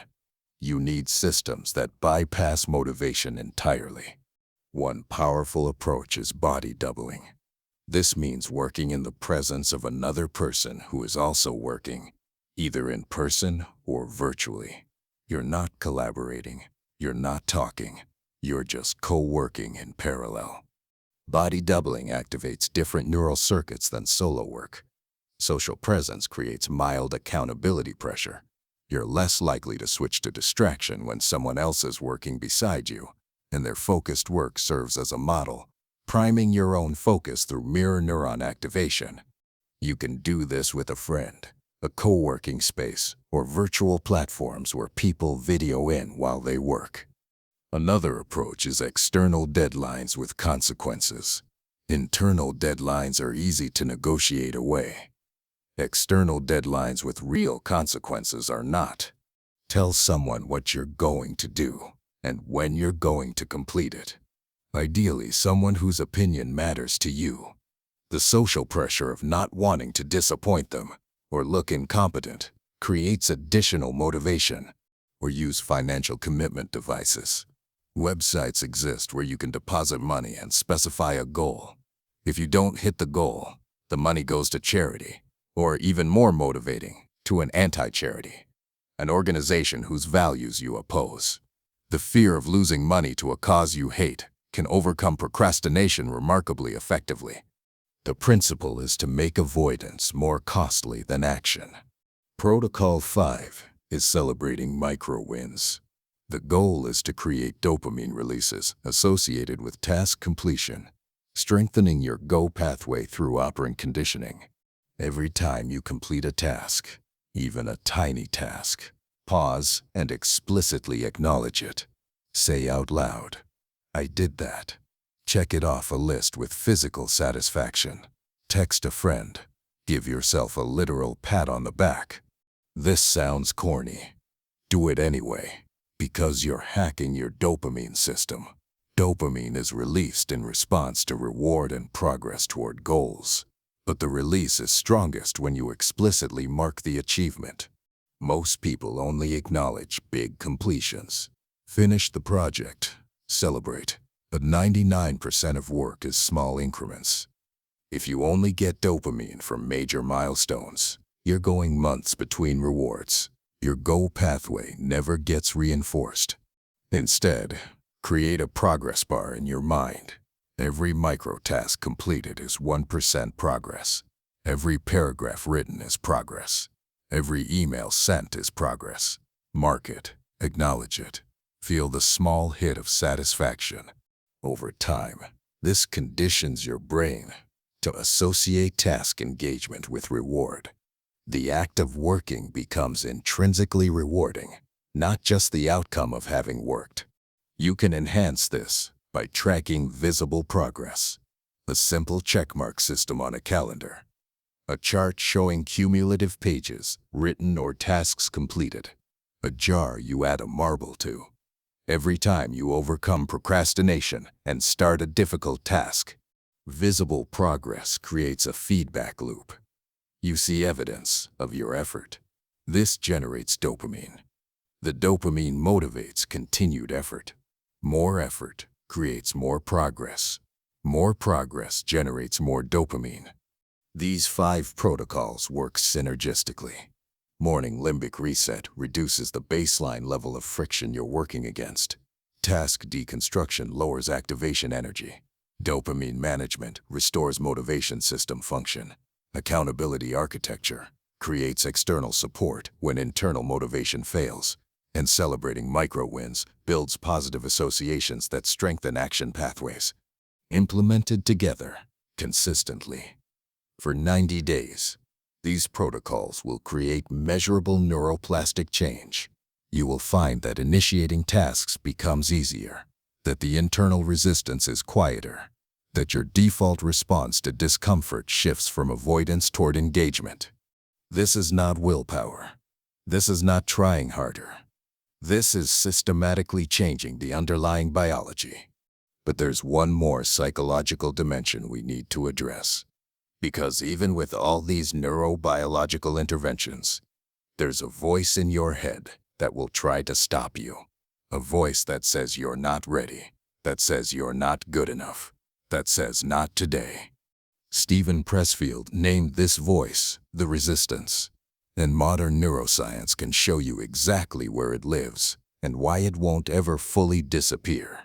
Understanding the resistance is the final piece of the puzzle, because you need to know that what you're experiencing is not unique to you. It's universal. It's part of the human condition, and learning to work despite it, not to eliminate it, is the mark of mastery. Steven Pressfield spent years working odd jobs, driving trucks, picking fruit, doing manual labor. While desperately wanting to be a writer, he would sit down to write and find himself paralyzed, not by lack of skill, not by lack of ideas, by something else.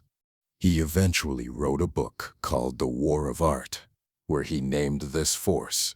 He called it the resistance, and he described it as a malevolent entity that opposes any act of creative will, any move toward personal transformation, any effort to do difficult, meaningful work. The resistance is strongest when the stakes are highest. Want to write a book? Massive resistance. Want to start a business? Massive resistance.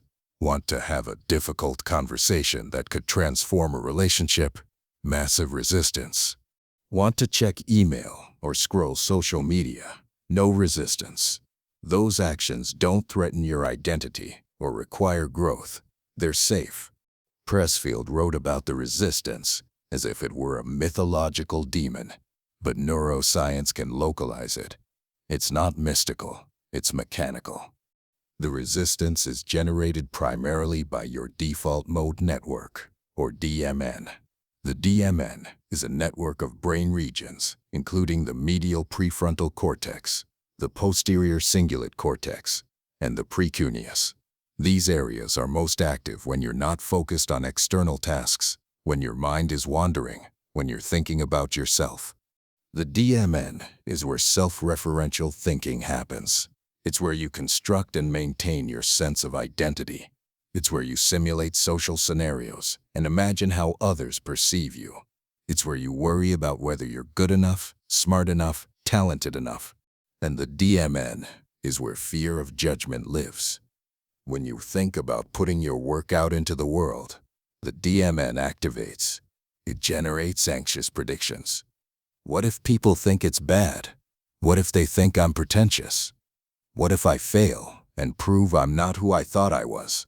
The ventromedial prefrontal cortex, part of the DMN, is particularly involved in ego protection. It maintains a coherent self-narrative.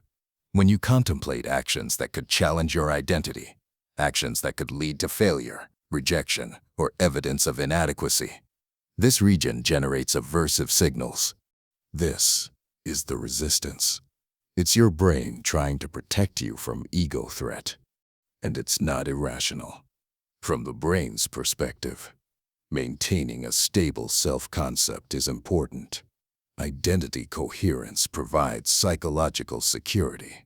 If you try something important and fail, you might have to revise your self-narrative. That's destabilizing. Better, your brain reasons, not to try. Better to keep the dream intact than to risk discovering it's not achievable. This is why the resistance is strongest for the work that matters most to you.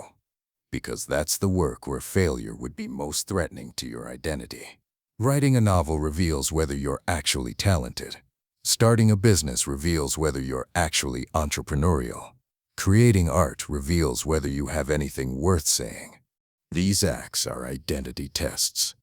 and your brain fears failing the test. Now, how do you distinguish the resistance from legitimate intuition? Both can present as a feeling of, I shouldn't do this, but they have different qualities. Intuition is calm. It's a quiet knowing. It doesn't generate anxiety or agitation. If something feels wrong because it violates your values or because you genuinely sense danger, there's a centered quality to the feeling. The resistance is noisy. It generates agitation, anxiety, restlessness. It comes with a litany of reasons and excuses. It's urgent and insistent, and critically, it's proportional to the importance of the work. If you feel massive resistance to starting your creative project but no resistance to scrolling your phone, that's not intuition, that's the resistance. Another distinction: intuition tends to be consistent and stable over time. If you consistently feel that a project isn't right for you, that might be legitimate. But if your resistance fluctuates based on your mood, energy level, or recent setbacks, that's the resistance, not intuition. The resistance is universal.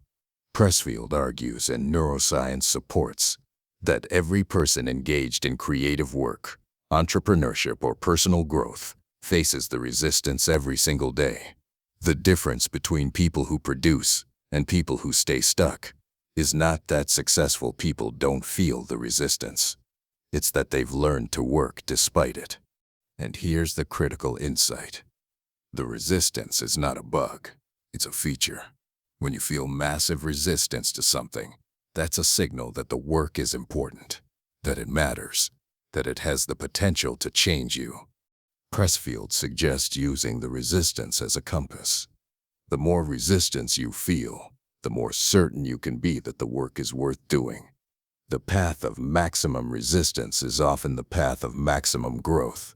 This reframe is psychologically powerful. Instead of interpreting resistance as evidence that you shouldn't do something, interpret it as confirmation that you should. From a neuroplastic perspective, every time you feel the resistance and act anyway, you're weakening the DMN's grip on your behavior. You're training your brain that ego threat is survivable. You're building tolerance for discomfort. You're expanding your identity to include person who does difficult things despite fear. Over time, the resistance doesn't disappear. Pressfield is clear about this. You will face it every day for the rest of your life, but your relationship with it changes. You stop being surprised by it. You stop negotiating with it. You recognize it, acknowledge it, and move forward anyway. This is the final stage of overcoming procrastination. It's not about eliminating all discomfort. It's about changing your response to discomfort. It's about building the capacity to take action in the presence of fear, uncertainty, and resistance. The neurobiological interventions, lowering limbic friction, strengthening GO pathways, managing dopamine, these make action easier, but they don't eliminate the resistance. Nothing eliminates the resistance. What changes is your resilience, your ability to act despite the resistance. And that resilience is itself a form of neuroplastic change. You're building new circuits that can override the DMN's ego protection mechanisms when necessary. This is mastery, not the absence of resistance, but the ability to work in its presence. And that brings us to the final question. How do you integrate all of this? How do you take everything you've learned, the neuroscience, the protocols, the frameworks, and actually implement it in your life? How do you go from understanding procrastination to ending it? You've reached the end of the information phase. Now comes the implementation phase. And implementation is where most people fail. Not because they don't understand what to do, but because they don't approach it systematically.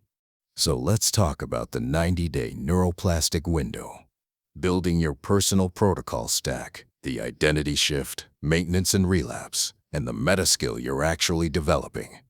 The 90-day neuroplastic window is the critical period for establishing a new default pattern.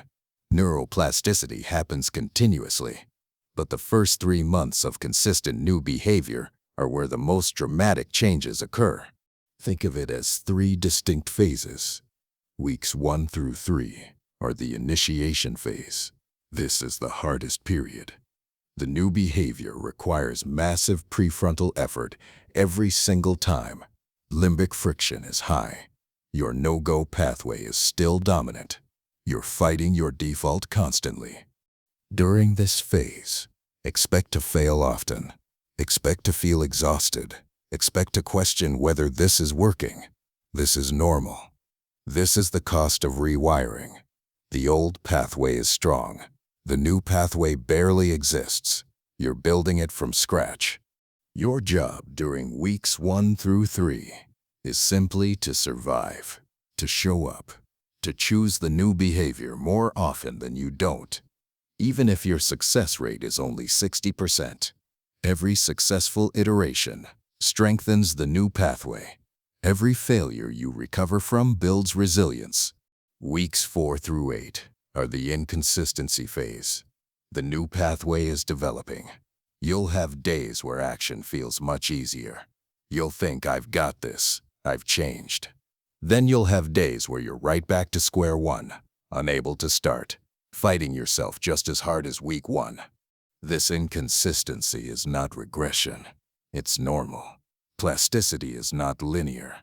You're establishing a new pattern, but it's competing with a very old, very strong pattern. Some days the new pattern wins easily. Some days it loses. Over time, the ratio shifts in favor of the new pattern. Your job during weeks 4 through 8 is to not get discouraged by bad days, to recognize that variability is part of the process, to keep showing up even when it feels like you're not making progress. Because at the neural level, you are. Even on the hard days, even when you fail, you're still engaging with the new behavior more than you used to. Weeks 9 through 12 are the emerging automaticity phase. The new pathway is now robust enough that it starts activating without requiring full prefrontal effort every time. You'll notice that starting tasks feels less like a battle. The resistance is still there, but it's quieter. The default is shifting. You're not done yet. The new pattern isn't fully automatic, but it's approaching the tipping point. If you maintain consistency through week 12, you cross into maintenance territory. The new behavior becomes your default. Your job during weeks 9 through 12 is to consolidate. Don't get complacent. Don't assume you've won and can slack off. This is when consistent practice cements the pattern. Push through to day 90. After 90 days, maintenance becomes much easier. You're not fighting the old default constantly, but you're also not invincible. Life stress, trauma, illness, major disruptions can all cause temporary regression. This is normal too. Now, let's talk about building your personal protocol stack. You've learned about morning limbic reset, task deconstruction, dopamine management, accountability architecture, and celebrating wins. But you need to customize these for your specific situation. Start with an audit. For 1 week, track your procrastination patterns. When do you procrastinate most? Morning, afternoon, evening. Which types of tasks trigger the most avoidance? What emotional states precede procrastination? This audit reveals your unique friction points.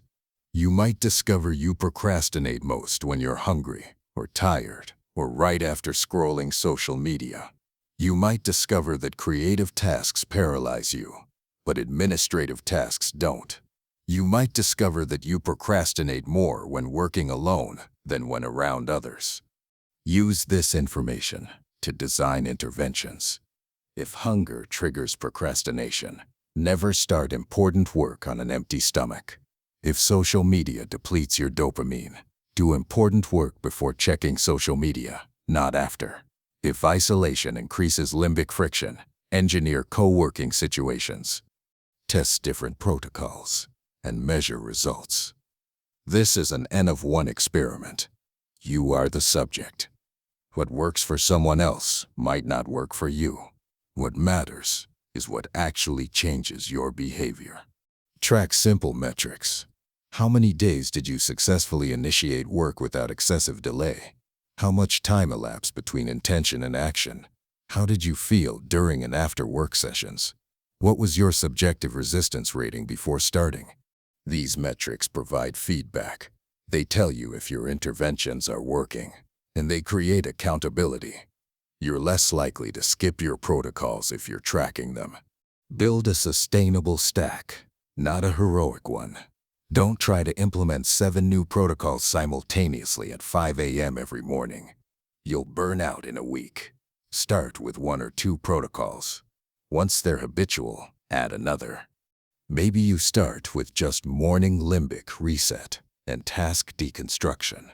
Every morning, do 5 minutes of breath work. Then define your first micro task of the day. That's it. Make that consistent for 3 weeks. Then add dopamine management. Then add accountability structures. Gradual accumulation is more sustainable than dramatic overhaul. Now let's talk about identity. This is subtle but critical.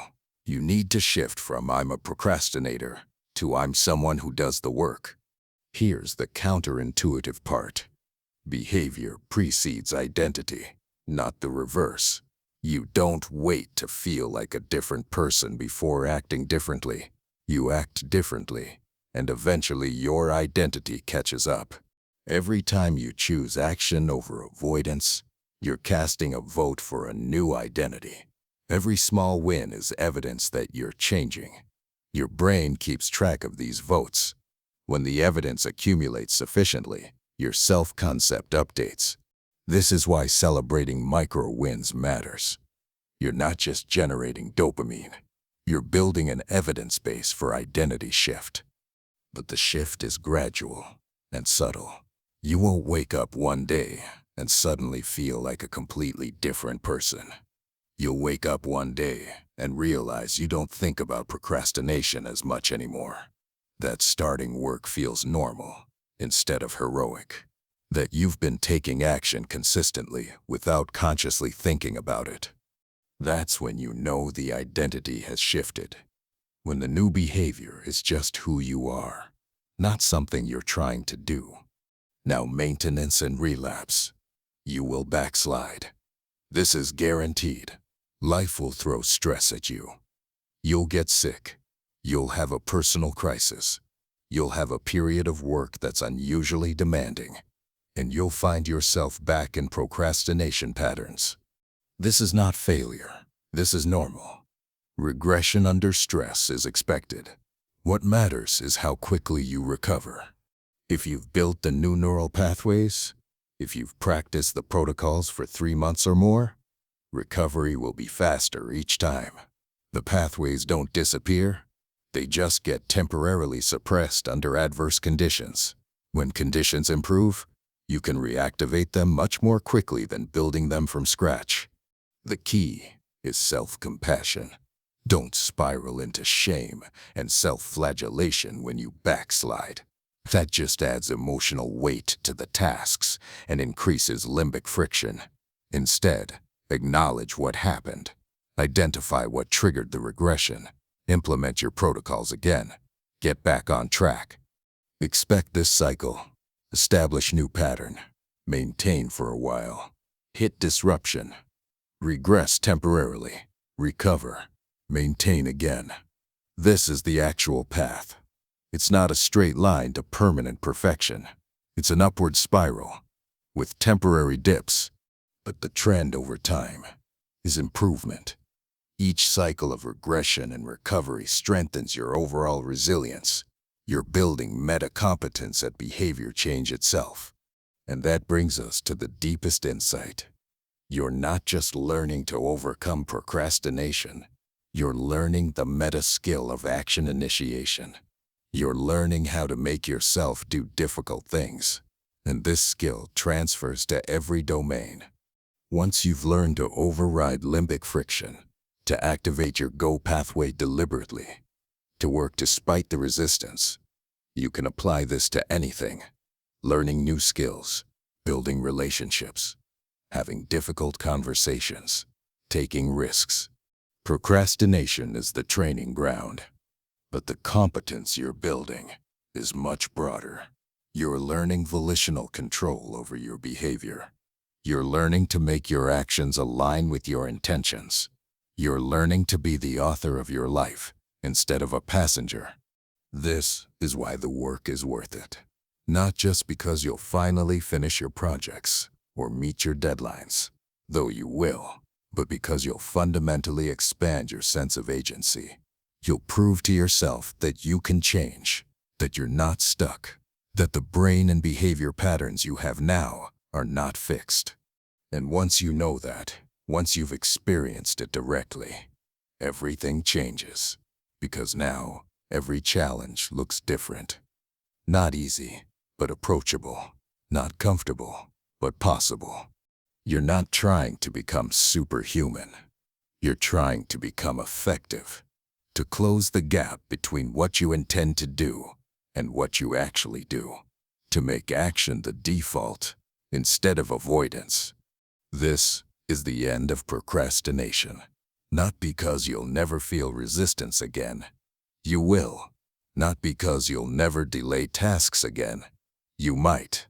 But because resistance and delay will no longer control you. They'll be temporary experiences you move through, not permanent states you live in. The work you've been avoiding isn't judging you. It's not keeping score. It's not disgusted by your delays. It's just waiting, patiently, for you to begin. And now you have the tools. You understand the neuroscience. You know the protocols. You recognize the resistance. You know about limbic friction, go-no-go pathways, and neuroplasticity. You know that change is possible and how to create it. The only question remaining is whether you'll use this information. And that question can only be answered with action. Not tomorrow, not when you feel ready, not when the conditions are perfect. Now, right now, whatever task you've been avoiding, whatever project you've been delaying, whatever work feels impossible, identify the smallest possible first step. Write it down. Make it specific. Lower the activation energy to almost nothing. Then count. 5, 4, 3, 2, 1, and move. Not because you feel motivated, not because you're confident it will work, but because this is how neural pathways change.